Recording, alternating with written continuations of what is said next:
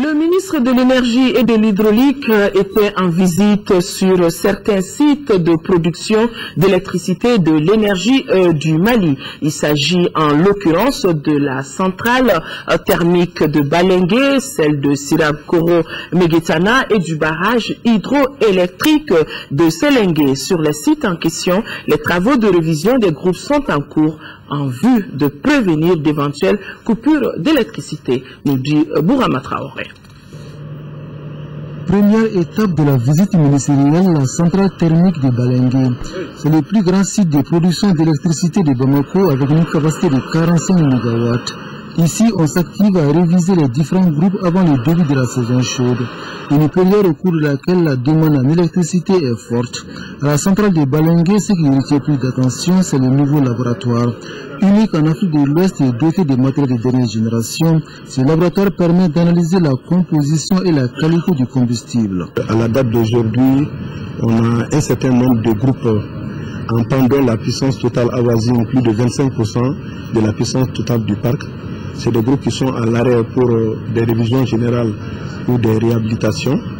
Et ce qui fait que cette situation a même obligé l'énergie du Mali à passer par la location de 40 MW qu'ils ont installés à Dakar et qui approvisionnent la ville de Bamako aujourd'hui. C'est suite à cette situation que j'ai instruit à la Direction générale de l'énergie du Mali de faire en sorte que l'ensemble des groupes soient disponibles d'ici fin février.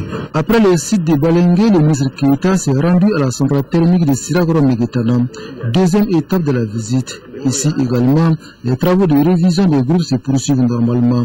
Le tour des installations a permis au ministre de l'Énergie de s'en rendre compte et d'insister sur le respect du planning. Une fois les différents moteurs mis au point, la centrale thermique de Sirakoro-Meguetana aura une capacité de 40 MW. Le constat général est positif. Il est satisfaisant parce que j'ai remarqué que l'ensemble des plannings est suivi normalement. Une autre infrastructure à recevoir la visite du ministre Mamadou Frankali Keita est la centrale hybride de Wole-Sebougou.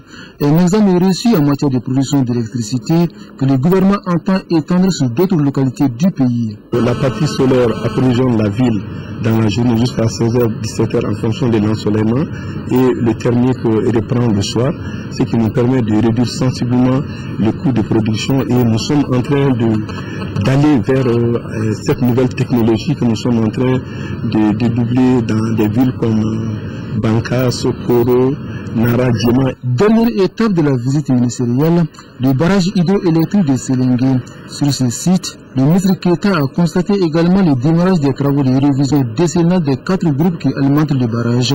Cette infrastructure électrique a une capacité de 44 MW. Tous ces travaux de révision visent à répondre à la demande des populations. Une demande qui s'accroît chaque année de 18% selon l'énergie du Mali.